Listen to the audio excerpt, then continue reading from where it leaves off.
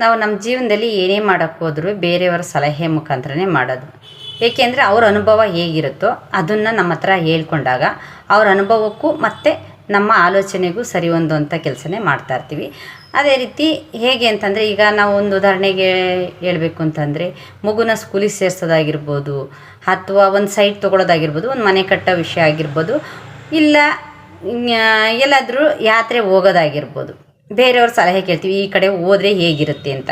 ಏಕೆಂದರೆ ಅಲ್ಲಿ ಹೋಗಿ ನೋಡ್ಕೊಂಬಂದಿರೋರನ್ನ ಕೇಳಿದರೆ ಮಾತ್ರ ತಾನೇ ನಮಗೆ ಅಲ್ಲಿ ಜಾಗ ಹೇಗಿದೆ, ನಮಗೆ ಹೋದಾಗ ನೋಡೋದಕ್ಕೆ ಏನಾದರೂ ಸಿಗುತ್ತಾ, ಸಂತೋಷ ಇರುತ್ತಾ ಅನ್ನೋದು ಗೊತ್ತಾಗುತ್ತೆ.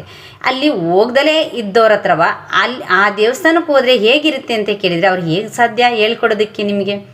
ಅದೇ ರೀತಿ ನಿಮ್ಮ ಆರೋಗ್ಯ ವಿಷಯದೂ ಅಷ್ಟೇ. ಆರೋಗ್ಯ ಚೆನ್ನಾಗಿ ಯಾರು ಮಾಡ್ಕೊಂಡಿರ್ತಾರೋ ಅವ್ರ ಹತ್ರ ಹೋಗಿ ನೀವು ಹೆಂಗೆ ಆರೋಗ್ಯ ಚೆನ್ನಾಗಿ ಮಾಡ್ಕೊಂಡ್ರಿ ಅಂತ ಕೇಳಿದರೆ ಅವ್ರ ಆರೋಗ್ಯ ಹೇಗೆ ಚೆನ್ನಾಗಾಯಿತು ಅಂತ ಅವರು ನಿಮಗೆ ತಿಳಿಸ್ಕೊಡ್ತಾರೆ. ನಿಮಗೇನಾದರೂ ನಿಮ್ಮ ಆರೋಗ್ಯ ಚೆನ್ನಾಗಿ ಮಾಡ್ಕೊಳ್ಳೋಕ್ಕೆ ಇಷ್ಟ ಆದರೆ ಕೆಳಗಡೆ ಕಮೆಂಟ್ ಬಾಕ್ಸಲ್ಲಿ ಆರೋಗ್ಯ ಅಂತ ಕಮೆಂಟ್ ಮಾಡಿ. ನಾವೆಲ್ಲರೂ ಹೇಗೆ ಆರೋಗ್ಯ ಚೆನ್ನಾಗಿ ಮಾಡ್ಕೊಂಡ್ವಿ, ಎಲ್ಲಿ ಹೋಗಿದ್ವಿ, ಹೇಗೆ ಸರಿ ಹೋಯಿತು ಅಂತ ನಿಮಗೂ ತಿಳಿಸ್ಕೊಡ್ತೀವಿ.